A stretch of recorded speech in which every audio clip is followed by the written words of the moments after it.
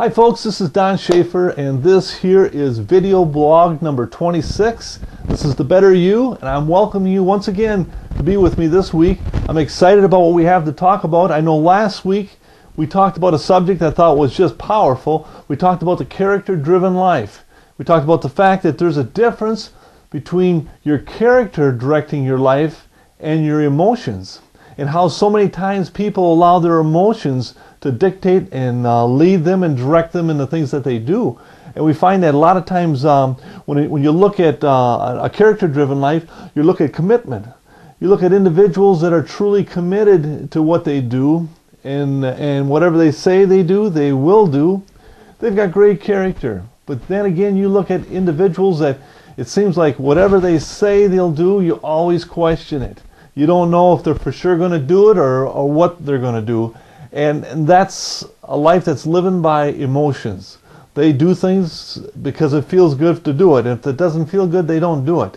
And that's where to have a true life and truly find success in life, we have to have a character-driven life. And another area too that I love talking about is the fact of momentum.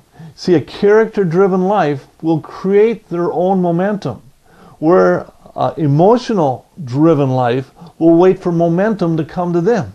That's why a lot of times people in life never seem to achieve what they want in life, because it just never comes around to them. You know, and that's where if you can develop a character-driven life, you'll have a life that you'll be constantly looking for things that you can do to keep momentum rolling.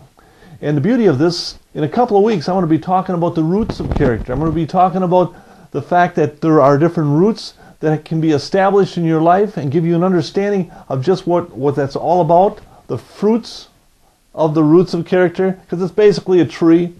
You know, you get the roots, you got the basic part of the tree, and then it bears fruit.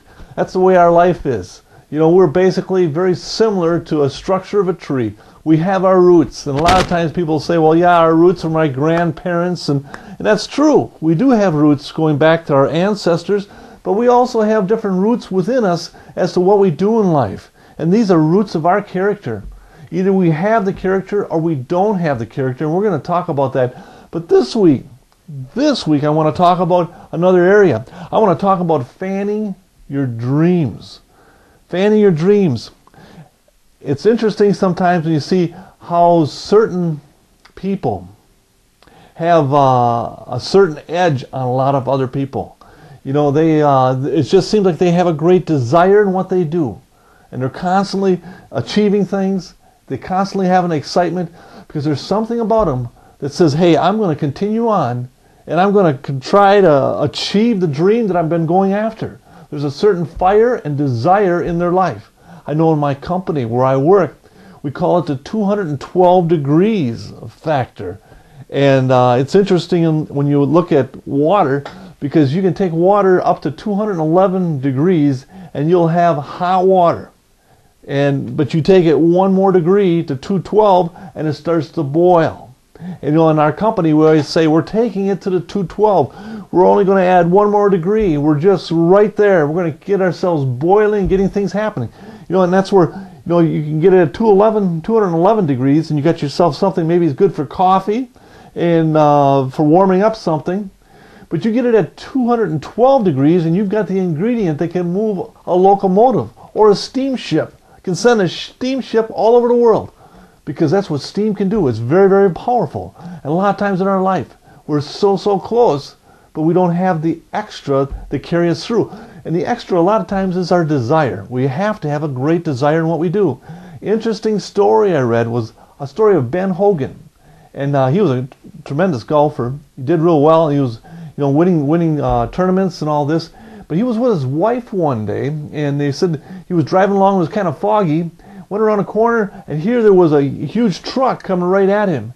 And what he did is he leaned over to cover up his wife, to protect his wife, and had he not done that, he would have been killed, because it said that the truck hit the front of his car, shoved the steering wheel into the driver's seat of the car. So the steering wheel would have killed him. But he was badly damaged. His legs were cut up and banged up and all this.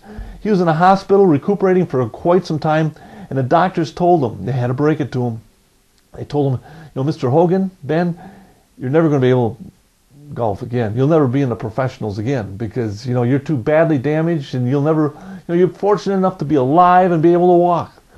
Well, Ben, he takes us into his heart a little bit, but, they didn't realize the desire that was in that man when the doctors told him that. Because when Ben gets out, all of a sudden he starts to work with his hands. He tries to strengthen his hands and he's doing different things. And finally he gets out to a putting green and he starts putting the ball, hobbling around.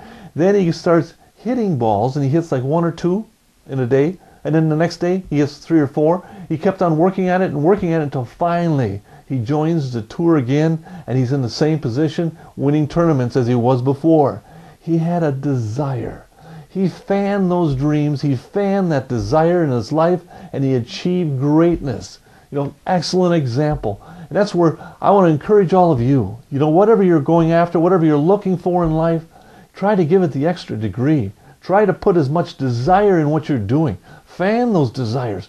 Don't allow obstacles to stop you. Just try to find a way around them. Try to improve your life as much as you can because we only go around once. Our great Creator has given us a tremendous opportunity and we're going to continue to encourage you. And I want to thank you again this week for being with me and try to find an area that you can fan a desire in your life to achieve the greatness you were designed for. Have a great week and I'll see you next week. Thank you.